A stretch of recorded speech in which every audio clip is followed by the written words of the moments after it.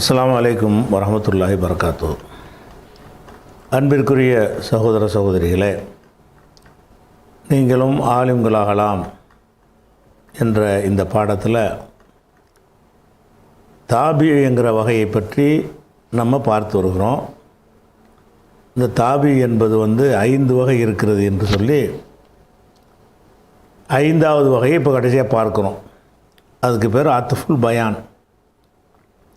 அத்ஃபுல் பயான் என்றால் என்னன்னு சொன்னால், ஒரு பொருளுக்கு அல்லது ஒரு மனிதனுக்கு 2 பேர் இருக்கும். பட்ட பேர், செல்ல பேர், அல்லது ஒரிஜினல் பேரை 2 கூட இருக்கும். இப்போ ரசூல் ஸல்லல்லாஹு அலைஹி வஸல்லத்துக்கு முகமதுன்னு ஒரு பேர், அகமதுன்னு ஒரு பேர் இருந்துச்சு இல்லையா? அப்போ ஒரு ஆளுக்கே 2 பெயர் இருக்கலாம், அல்லது ஒரு பெயரும் ஒரு பட்ட பெயரும் இருக்கலாம், ஒரு பெயரும் ஒரு செல்ல பெயர் இருக்கலாம். பொருள்களுக்கு கூட அந்த மாதிரி சில பொருள்களுக்கு இருக்கக்கூடும். இப்படி இருக்கும் பொழுது ஒன்றை சொன்ன உடனே அது தெளிவு பத்தலை நினச்சோம்னு சொன்னால், அவருடைய இன்னொரு பேரையும் சொல்லிட வேண்டியது. அந்த இன்னொரு பேரை சொல்லி விளக்குறதுக்கு பேர் தான் அத்ஃபுல் பயான்.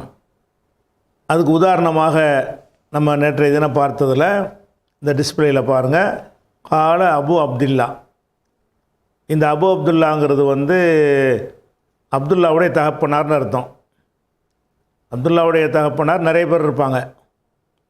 ஆனால் அஹ்மது இப்னு ஹம்பல்ங்கிற ஒரு இமாம் அபு அப்துல்லாங்கிற ஒரு பேரில் ரொம்ப பிரபலமாயிட்டாங்க. அவங்களுடைய மகன் அப்துல்லான்னு ஒருத்தர் இருந்தார். அப்போ அவருடைய சொல்லை நம்ம எடுத்து சொல்ல போகிறோம். அஹ்மது இப்னு ஹம்பல் சொன்னாங்கன்னு சொன்னாலும் போதும், அல்லது அபு அப்துல்லான்னு சொல்லிவிட்டு, அபு அப்துல்லா யார்? அஹ்மது இப்னு ஹம்பல், ஹம்பலுடைய மகன் அஹ்மது சொன்னார், அபு அப்துல்லா என்ற அஹ்மது இப்னு ஹம்பல் சொன்னாருங்கிறோம். அப்போ இந்த காலங்கிற ஒரு வினை சொல்லுக்கு அபு அப்துல்லா, அபு என்பதற்கு ரஃபா வந்திருக்குது, அஹ்மது என்றும் ரஃபா வந்திருக்குது. ஆனால் ஒரு ஃபேலுக்கு ஒரு ஃபாயில் தானே வரணும். அப்போ அபு என்பதற்கு தான் இந்த காலை டைரெக்டாக ரஃபா செய்யுது.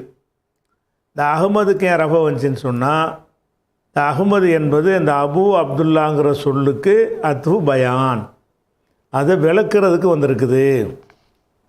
அப்படி விளக்குறதுக்கு வந்துச்சின்னு சொன்னால் அதை என்ன செய்வோம்? அத்ஃபுல் பயான்னு சொல்லுவோம். ஆனால் விளக்குறதுக்கு வர்றதை முந்தைய நம்ம விளக்கிட்டோம். விளக்குறதுக்கு வர்றது என்று சொன்னால், அதாவது ஒரு கருத்தை தரக்கூடியதாக அது இருக்கக்கூடாது. ரஹ்மானாகிய, ரஹீமாகிய அந்த மாதிரி சொன்னால் சிவத்தில் போயிடும்.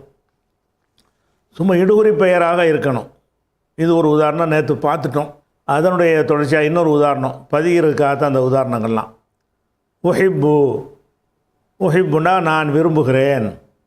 அஹப்ப என்றால் நேசித்தான், விரும்பினான். உஹிப்பு இதில் முகபத்துலாம் சொல்கிறாங்கல்ல, இதில் வந்தது தான். அப்போ உஹிப்பு நான் விரும்புகிறேன். அஹ்பப அஃபு அளவில் இருந்து யுஹிப்புன்னு வரும், யுஹிப்புன்னு வந்துடும். அதனுடைய தன்னிலை ஒருமை உஹிப்பு. உஹிப்பு நான் விரும்புகிறேன்.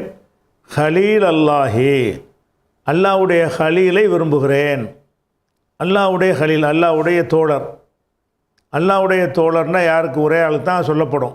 அவர் யார்? இப்ராஹீம். இப்போ இப்ராஹிம் அலைஹிஸ்ஸலாம் அவர்களை அல்லாஹ் இத்தஹதல்லாஹு இப்ராஹிம ஹலீலா, இப்ராஹிமை அல்லாஹ் ஹலீலாக ஆக்கி கொண்டான், தோழராக ஆக்கிக்கின்றான் இருக்கனால ஹலீலுல்லான்னு சொன்னாலே அவங்க தான், வேறு யாரையும் அல்லாஹ் இப்படி ஆக்கிரல. இப்போ ஹலீலுல்லா சொன்னாலே போதும்.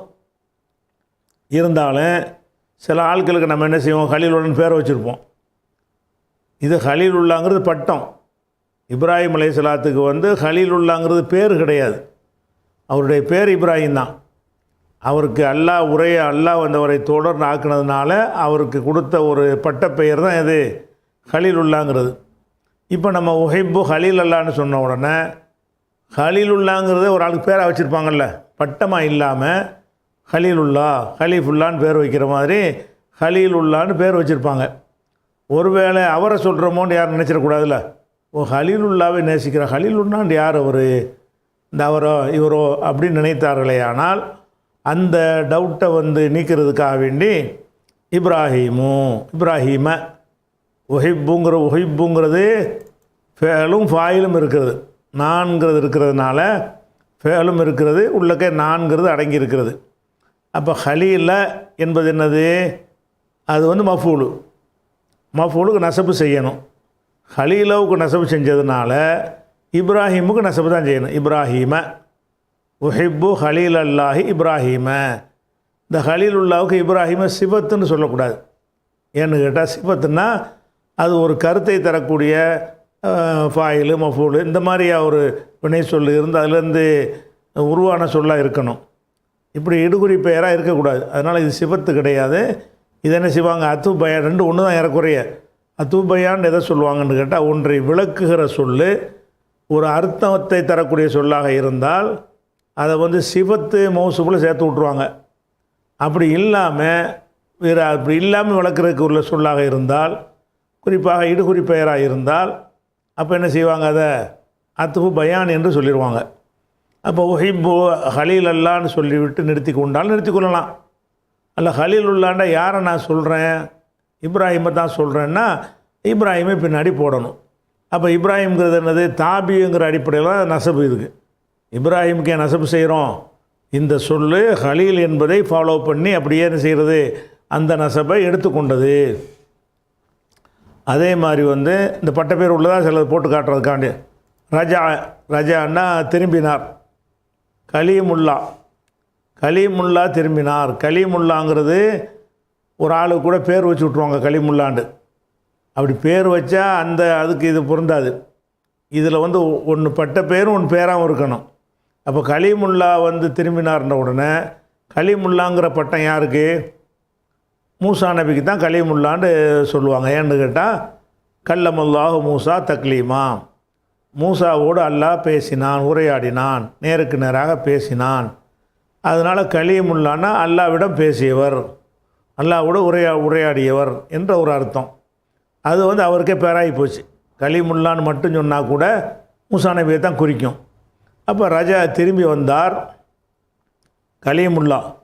கலீமுல்லா திரும்பி வந்தார் அப்படின்ற உடனே நம்ம இது ஒரு பட்ட பேராக நினச்சிக்கிட்டு கலீமுல்லான்னு சொல்கிறோம். நிஜமாக ஒரு ஆளுக்கு கலீமுல்லான்னு பேரை வச்சு விட்டாங்க.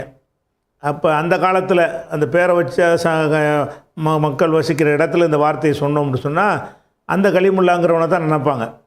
அப்படி நினைக்கக்கூடாதுன்னு என்ன செய்யணும்? ஒரிஜினல் பேரையும் சேர்த்து சொல்லிவிடணும். ரஜா கலீமுல்லா திரும்பினார். மூசா என்ற கலீமுல்லா அல்ல கலீமுல்லாவாகிய மூசா, இப்படி வேணாலும் சேர்த்துக்கலாம். கலீமுல்லாவாகிய மூசா திரும்பினார். சிவத்து மாதிரி நான் அர்த்தம் கொடுத்துக்கலாம். அதே மாதிரி வந்து மசீஹுன்னு சொல்லி ஈசா நபிக்கு ஒரு பட்ட பெயர். அவருடைய பேர் வந்து ஈசா. அவருக்கு பட்ட பேர் என்ன? மசீஹுன்னு சொல்லி பேர் அல்லாஹ் குர்ஆனில் சொல்லியிருக்கிறான் அவரை பற்றி. மசீஹ் இப்னு மரியம்னு சொல்லுவாங்க, ஈசா இப்னு மரியம்னு சொல்லுவாங்க. அப்போ இந்த மசீஹுக்கு என்ன செய்யறேன்னா ருஃபியாங்கிறது என்னது? மஜ்ஹூலான ஃபேலு. ரஃபஅனா உயர்த்தினான், அதுக்கு ஃபாயில் வரும். ருஃபிய என்றால் உயர்த்தப்பட்டான், அதுக்கு வந்து ஃபாயில் போயிடும், மஃபூல் தான் வரும். அது ஃபாயிலுடைய இடத்துல வந்துடும். அதாவது நாயிபுன் அனில் ஃபாயிலின்னு படித்தோம்ல, ஃபாயிலுடைய இடத்துல வந்துடும். அதனால் இது வந்து ருஃபிய மஜ்ஹூலான ஃபேலுக்கு பிறகு ரஃபா தான் செய்யணும். இப்போ லரப ஜெய்து அடித்தான், அம்ரு அடித்தான், அம்ரு தான் அடி வாங்கினவன். இதை மஜ்ஹூலில் சொல்கிறதா இருந்தால் லோரிப அம்ருக்கு நசபிச்சு அம்ரு மஃபூல் தான், அடி அவன் தான் வாங்கியிருக்கிறான். ஆனால் நம்ம ஃபேலுடைய ஸ்டைலை மாற்றிட்டோம். அடித்தான்கிற ஸ்டைலிருந்து அடிக்கப்பட்டான்கிற ஒரு ஸ்டைலுக்கு மாறிட்டதுனால அப்போ என்ன செய்யணும்னு கேட்டால் அந்த மஃபூலாக வரக்கூடிய சொல்லுக்கு, கருத்தில் மஃபூல் இருக்கிற சொல்லுக்கு நம்ம ரஃபா செஞ்சு படிக்கணும். அதுக்கு நாயிபுன் அனில் ஃபாயில்னு சொல்லுவாங்க. ஏற்கனவே அது படிச்சிட்டோம். அந்த அடிப்படையில் ருஃபியாங்கிறது மஜ்ஹூலான ஃபேல் வந்திருக்கிறதுனால அல் மசீஹுங்கிறது நாயிபுன் அனில் ஃபாயிலி, ஃபாயிலுடைய இடத்துல வந்து பாரமாக வந்திருக்கிறது. உண்மையில் இது மஃபூலு. ருஃபியாண்டா உயர்த்தப்பட்டார். ஈசா நபியை உயர்த்தியதாக நம்ம நம்புகிறோம்ல, அதனால் ருஃபியா உயர்த்தப்பட்டார். அல் மசீஹு உயர்த்தப்பட்டார். மசீஹுண்டா யார்? தஜ்ஜாலுக்கு கூட மசீஹுன்னு பேர் இருக்குது. அல் மசீஹ் ஃபித்னத்தில் மசீஹி தஜ்ஜால். மசீஹுங்கிற பேர் இஸ்லாத்தில் 2 பேருக்கு உண்டு. ஒன்று ஈசா நபிக்கு, இன்னொன்று வந்து தஜ்ஜாலுக்கு. அப்போ அல் மசீஹுங்கிறது இப்போ நம்ம யாரை குறிக்கணும்னு குழப்பம் வரக்கூடாது. அல்ல ஒரு ஆளுக்கு மசீஹுன்னு பேரை வச்சுருப்பாங்க, ருஃபியல் மசீஹ்னு அவனைத்தான் சொல்கிறோன்னு நினச்சிருவாங்க. அது மாதிரியான நேரத்தில் என்ன செய்யணும்னு கேட்டால் ஒரு பயான் பண்ணணும். என்ன பயானு? அது ஈசாவை தான் நான் சொல்கிறேன். அல் மசீஹு ஈசபுன் மரியம், மரியமுடைய மகனாகிய ஈசா என்ற மசீஹ் உயர்த்தப்பட்டார், அல்லது மசீஹ் என்ற ஈசா உயர்த்தப்பட்டார். மசீஹுக்கு ரஃபா இருக்கிறது, ஈசாவுக்கும் ரஃபா மறைவாக இருக்குது, அந்த சொல்லில் வெளிப்படாது. ஆனால் ஈசாங்கிறது இருக்குது. ரஃபோ செஞ்சாலும் ஈசா தான், நசபு செஞ்சாலும் ஈசா தான், ஜர்ரு செஞ்சாலும் ஈசா தான். இப்போ ரஃபோ இருக்குது. ரஃபோ இருக்குன்னு எதை வச்சு கண்டுபிடிக்கிறோம்? மசீஹுங்கிறதுக்கு இருக்கிறதுனால ஈசாவுக்கு ரஃபோ தான் இருக்கும் இப்படின்னு சொல்கிறோம். இதுதான் அத்து பயான் என்பது. அதே மாதிரி இப்போ நபி ஸல்லல்லாஹு அலைஹி வஸல்லத்துக்கு ஒரு பட்ட பேர் என்னது? ஹாத்தமுல் அம்பியா. அவங்களுக்கு பேர் என்ன? பேர் முகமது. ஆனால் அவங்களுக்கு பிரபலமான பட்ட பேர் என்னென்னு கேட்டால் ஹாத்தமுல் அம்பியா. ஹாத்தம்னா முத்திரை, அம்பியாண்டா நபிங்கிற வார்த்தைக்கு பன்மை நபிமார்கள் அர்த்தம். ஹாத்தமுல் அம்பியான்னா நபிமார்களின் முத்திரை. வரிசையாக நபிமார்கள் வந்துக்கிட்டே இருந்தாங்க. கடைசியாக இவங்களை அனுப்பி ஒரு முத்திரை வச்சுக்கிட்டான்லாம், இனிமேல் யார் வரமாட்டாங்க அப்படிங்கிறதுனால அவங்களுக்கு பேர் என்னது? ஹாத்தமுன் நபி, ஹாத்தமுல் அம்பியா என்று அவங்களுக்கு பேர். இப்போ நம்ம காலை சொன்னார்கள் ஹாத்தமுல் அம்பியா. ஹாத்தமுல் அம்பியா சொன்னார்கள்னா ரசூலுல்லாஹ் தான் குறிக்குது. யாராவது ஒருத்தன் ஹாத்தமுல் அம்பியான்னு பேரை வச்சு தொலைச்சிட்டான்னு வைங்க, அப்போ தான் கன்ஃபியூஸ் ஆகி போயிடும். இந்த ஹாத்தமுல் அம்பியான்னு ஒருத்தன் இருக்கான், அவனை சொல்கிறீங்களான்னு கேட்பாங்க. அப்படி வரும்போது என்ன செய்யணும்னா ஹாத்தமுல் அம்பியா முஹம்மதுன் ஸல்லல்லாஹு அலைஹி வஸல்லம், ஹாத்தமுல் அம்பியாவாகிய முகமது சொன்னார்கள் அப்படின்னு சொன்னோம்னா இந்த ஹாத்தமுக்கு செஞ்ச ரஃபோ முகமதுக்கு செஞ்சுருவோம். ஹாத்தமுன் ரஃபோ செஞ்சோம்ல, அது முகமதுக்கு செஞ்சிடறோம். இதுதான் அத்துஃபு பயான்னு விளங்கிக்கணும். அதே மாதிரி எல்லாம் எதுக்கு இதை சொன்னோன்னா, அத்து பயான்ங்கிறது ஒரு 90-95% ரெண்டு பேர் உள்ள இடத்தில் தான் வரும். ஒரு ஆளுக்கு 2 பேர் 3 பேர் இருக்கும் பொழுது ஒரு பேரை சொல்லிவிட்டு கூடுதல் விளக்கத்துக்காக இன்னொரு பேரையும் சொல்கிறது.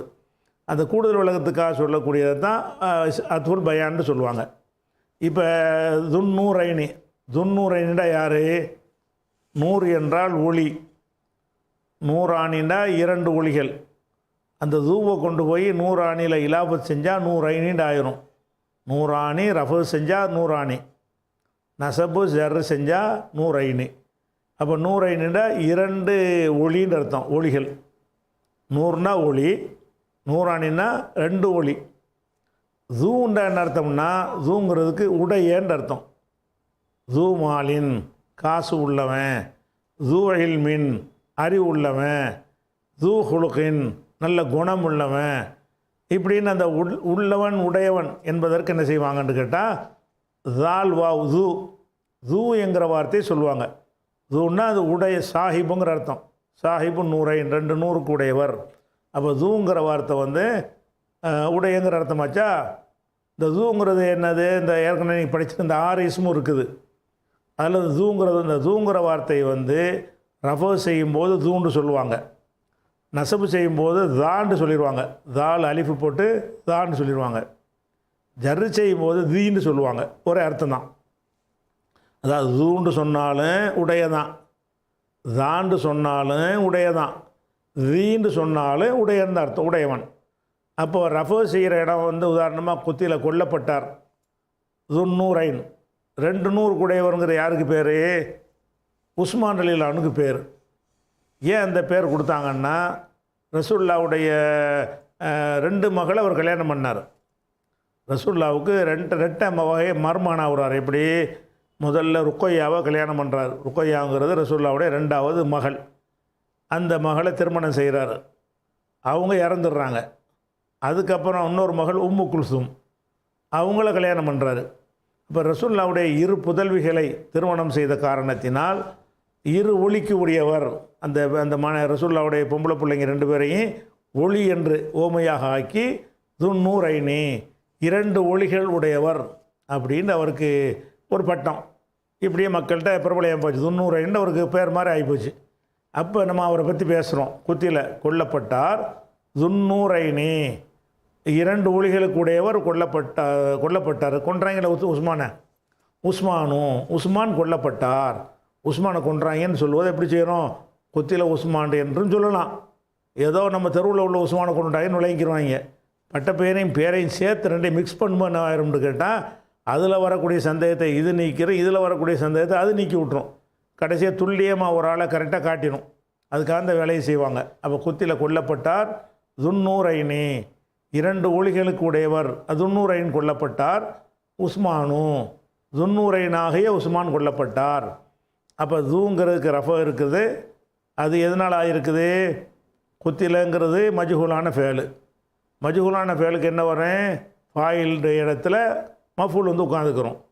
அப்போ ஃபாயிலுக்குடைய ரஃப வாங்கிக்கிறோம், நாயிபு ஃபாயில். அதனால் தூண்டு வந்துருச்சு.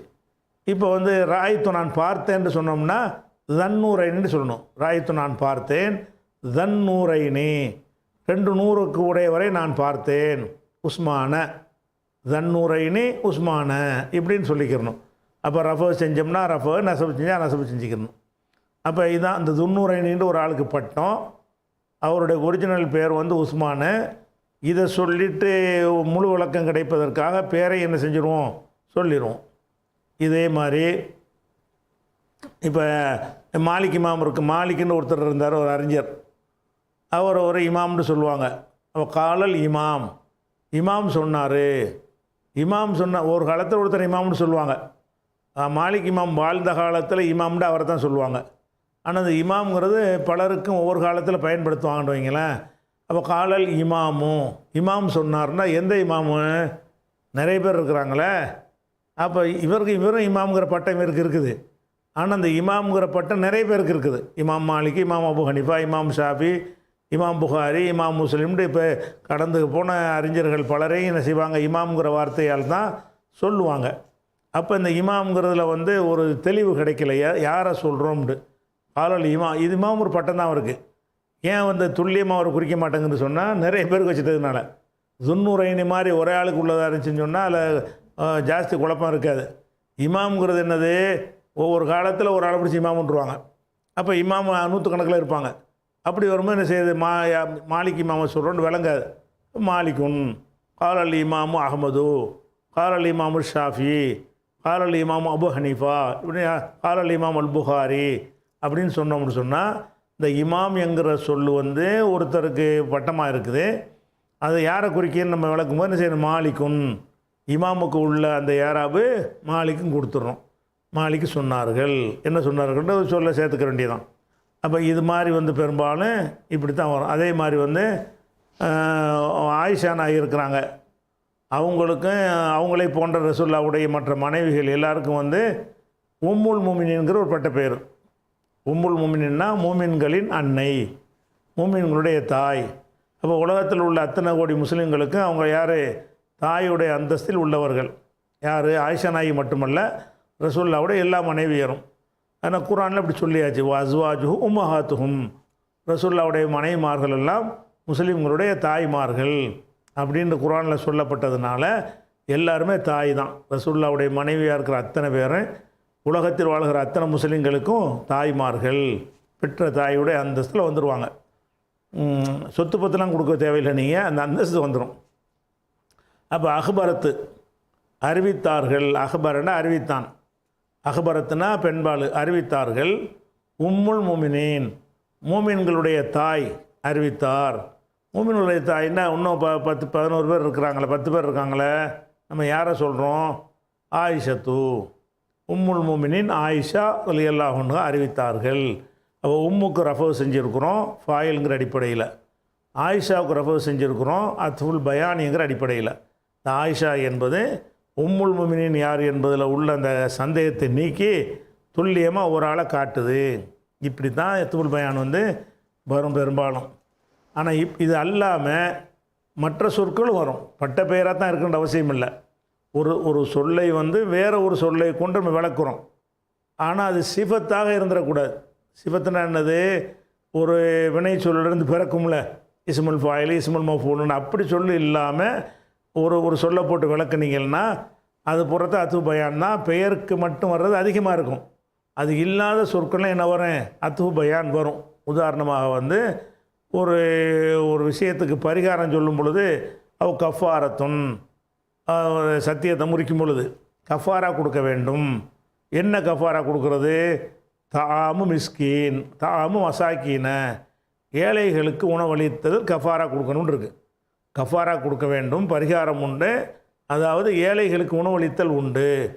கஃபாரான்னு சொல்லுவது வந்து நிறைய கஃபாரா இருக்குது. ஒரு விஷயத்தை நம்ம சத்தியத்தை முறிச்சிட்டோம்னு சொன்னால் நோன்பு வைக்கணும், ஏழைக்கு உணவு கொடுக்கணும், உடை கொடுக்கணும், அடிமை விடுதலை செய்யணும்னு பலவிதமான கஃபாராக்கள் இருக்கிறது. இந்த இடத்துல கஃபாராங்கிறது என்னது? ஒரு கஃபாரா கொடு. என்ன கஃபாரா கொடு? தாமு மிஸ்கி மசாக்கின், ஏழைகளுக்கு உணவு கொடு. இந்த கஃபாரத்துங்கிற சொல்லை வந்து தாமு மசாக்கின்கிறது விளக்கு. நிறைய கஃபாரா இருக்கிறதுனால இந்த இடத்தில் கஃபாரா என்று சொல்வது எதைத்தான்? தாமு மிஸ்கின்கிறத சொல்கிறோம் அப்படிங்கிற மாதிரி இப்படி சொற்களும் வரும். இது மாதிரி அதே மாதிரி யுஸ்கா, மர்மையில் வந்து நரகவாசிகளுக்கு யுஸ்காண்டா புகட்டப்படுவது, குடிப்பதற்காக கொடுக்கப்படும் அர்த்தம். யுஸ்கா சகாண்டா புகட்டினான், சுக்கியன்னா புகட்டப்பட்டான்.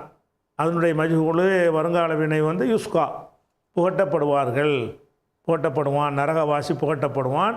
மின் மாயின் சதீத், மான்னா தண்ணீர், சதீதுன்னு சொன்னால் சீல் இருக்குல்ல, சீல் என்ற தண்ணீர், சீல் சலாம்னு சொல்கிறோம்ல, அந்த மாதிரியானதுக்கு சதீதும்பாங்க. ஊன் தண்ணிம்பாங்கள்ல, அந்த தண்ணீர் அவனுக்கு பானமாக கொடுக்கப்படும் இருக்குது. மாகுண்டா தண்ணீர் தான். அந்த தண்ணீரை எதை கொண்டு வளர்க்குறோம்? தண்ணீர்னா குடிக்கிற தண்ணியை வரல கொடுக்க போகிறான் இல்லை, அது அவனுக்கு கொடுக்குற தண்ணி என்னவாக தான் இருக்கேன்? சீல் செலமாகத்தான் இருக்கும், அதான் தண்ணியாக இருக்கும், அதை தான் குடிக்கப்படும் இருக்குது. இது கூட அத்து பயான் தான். தண்ணீர்னு சொல்லிட்டு அது என்ன தண்ணீருங்கிறத விளக்குறோம். அப்படி விளக்குவதற்கு பயன்படுத்துகிறது பூராவுமே அசுபயான ஒரு சொல்லை சொல்லிவிட்டு அதை விளக்குவதற்காக இன்னொரு சொல்லை போட்டால் அது இரு வகையில் இருக்கும். ஒன்று அது வர்ணிக்கிற ஒரு சொல்லாக இருக்கும். வர்ணிக்கிற சொல்லாக இருந்தால் எப்படி? அடிக்கிறவன், பிடிக்கிறவன், ஆடுறவன், ஓடுறவன் அப்படின்ற சிவத்தை வரும்ல, இஸ்முல் ஃபாயில், இஸ்முல் மஃபூல், இந்த மாதிரியாக வந்துச்சுன்னு சொன்னால் அதை வந்து சிவத்துன்னு சொல்லிடுவாங்க. அது மாதிரி இல்லாமல் ஒரு காரண பெயராக இல்லாமல் சலம் சீலுன்னு தனித்தனியாக பேர் இருக்குல்ல, இடுகுறி பெயர், அந்த மாதிரி பெயரை போட்டு ஒன்றை விளக்கணும் என்று சொன்னால் அதை போய் அத்துபயான்னு சொல்லிடுவாங்க. ஏற்கனவே சிவத்து மாதிரி தான் இது. சிவத்துனா அதில் ஒரு தன்மையை குறிக்கணும், இதில் ஒரு தன்மையை குறிக்காது. சதீதுனா ஒரு பொருளுக்கு பேர், அவ்வளோதான். அந்த சீல் சலத்துக்கு பேர். அது வந்து அதில் இசும் ஃபாயில், இசும் மஃபூல், சென்ற காலம் வருங்காலம்லாம் வராது. அப்போ இதெல்லாம் வரக்கூடிய ஒரு சொல்லை போட்டுக்கிட்டு வர்ணிச்சிங்கன்னு சொன்னால் அதை வந்து சிவத்து கணக்கில் சேர்த்துருவாங்க. இஸ்முல் ஃபாயில் இதெல்லாம் வராத சொல்லை போட்டு செஞ்சீங்கன்னு சொன்னால் அதை அது போட்டு விளக்குனீங்கன்னா, ஒரு சொல்லை போட்டுட்டு இன்னொரு சொல்ல விளக்குனீங்கன்னு சொன்னால் அதுக்கு என்ன செய்வாங்க? அத்துஃபுல் பயான் என்று சொல்லுவாங்க. நமக்கு தேவை என்ன? தாபிங்கிறது தான் தேவை. மாயின் ஜர் வந்துருச்சு, சதீதின் ஜர் வந்துருச்சு. அப்போ சதீதுக்கு ஜர் வந்தது மின்கிற வார்த்தையினால் வரல. மின்கிற வார்த்தையினால் ஜர் வந்தது மாவுக்கு தான். ரெண்டாவது சொல்லுக்கு வந்து தாபிங்கிற அடிப்படையில் அங்கிருந்த ஜர்ரை இது எடுத்துக்கொண்டது அப்படின்னு சொல்கிறோம். இதுதான் அத்துஃபுல் பயான்கிற ஒரு வகை. அப்போ நம்ம என்ன பார்த்துட்டோம் என்று கேட்டால், தாபியுடைய 5 வகையில் ஒன்று வந்து நாத்து சிவத்தை வந்து பார்த்துட்டோம். அதே மாதிரி வந்து தாக்கீதை பார்த்துட்டோம். அதே மாதிரி வந்து பதிலுங்கிறத பார்த்துட்டோம். அதே மாதிரி வந்து அத்துஃபும் பில் ஹுரூஃப், 10 ஹர்ஃபுகளை கொண்டு அத்துஃபு செய்யக்கூடியதையும் பார்த்துட்டோம். கடைசியாக அத்துஃபுல் பயான்கிறதையும் பார்த்துட்டோம். ஆக தாபி இந்த 5 வகைக்கும் வந்து அதுக்கு சொந்தமாக அதுக்கு ஏராபு வராது, காப்பி அடித்த காரணத்தினால் வரும்னு முடிச்சுக்கணும். அப்போ இதோடு பார்த்தோம்னா ஆமில்கள் சம்மந்தப்பட்ட அனைத்தையுமே நம்ம பார்த்து முடிச்சிட்டோம்.